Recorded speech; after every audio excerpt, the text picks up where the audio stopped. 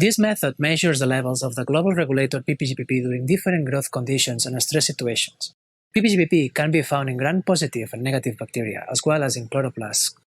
ppGpp has a rapid onset in seconds, which leads to a fast accumulation once the stress is produced.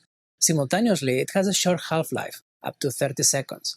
Therefore, there is a need to monitor many cultures at time intervals that may vary from 10 seconds to hours during stress transitions.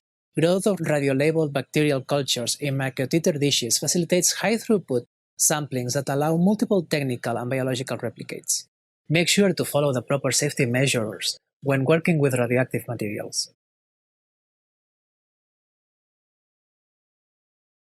To begin this procedure, prepare all media as outlined in the text protocol. Grow overnight cultures in MOPS media with 3 millimolar sodium phosphate.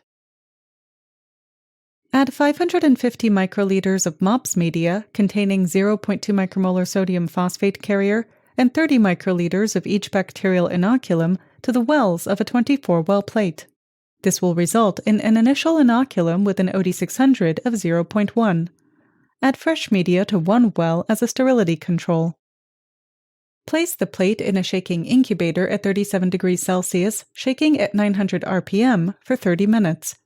Growth can be monitored using a plate reader, with a replicate plate in parallel in media lacking P32 using a plate reader, while incubating under the same conditions.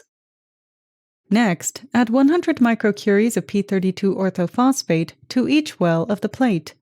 Grow the cultures in a shaking incubator for 1 to 2 doublings to allow external label to largely equilibrate with intracellular nucleotide pools.